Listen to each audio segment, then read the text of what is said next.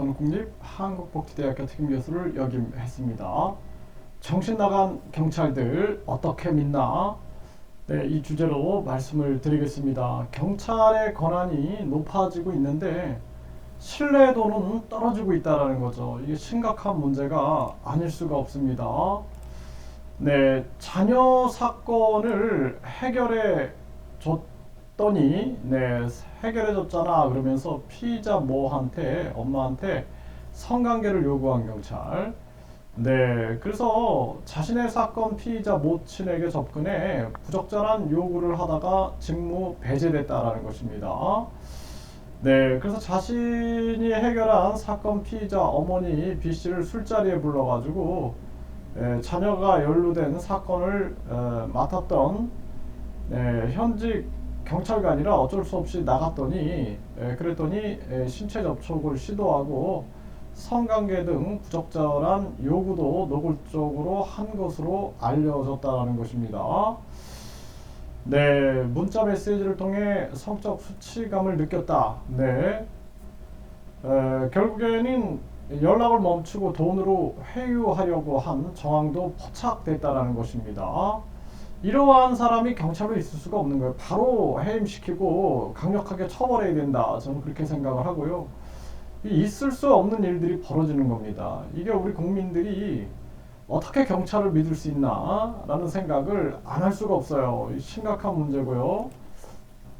네, 이 기사가 많이 나오고 있습니다. 사건 해결해 줬으니까 성관계하자, 경찰 간부 직위해제. 네, 이 참 강서구 비경인데요. 네, 술 취해 신체 접촉을 시도하고 두려움에 녹음했다라는 거죠. 당신이 좋은데 급기야 부적절한 관계를 요구했다. 네, 성적 수치심 문자에 연락 멈춰 돈으로 회유도 했다라는 거죠. 기가 막힌 일이 아닐 수가 없습니다. 네, 강제추행, 스토킹, 성비위 판치는 경찰 조직. 그래서 파출소장 출신 경감이 준 강제추행 혐의, 부하 직원 상대 성비위 최근 무더기 적발되고 경찰 내부 기강회의 자정필요 목소리가 커지고 있다는 것입니다.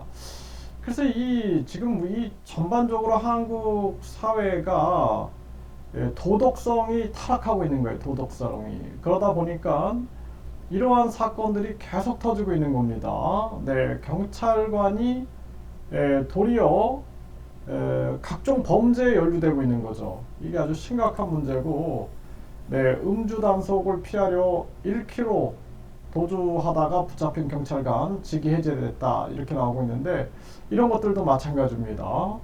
네, 그래서 우리 사회 전체가 정치인, 경찰, 검찰 할 거 없이 도덕성이 완전히 타락해 버려가지고 우리 사회가 믿을 수 없는 사회가 되고 있다는 것입니다.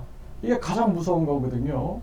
네, 가족끼리도 서로 죽이는 사건들이 자꾸 터지고 연인들끼리도 그렇고, 그러니까 믿을 수 있는 사회가 돼야 되는데 믿을 수 없는 사회가 되고 있다라는 이러한 현실들이 너무 슬픈 거다.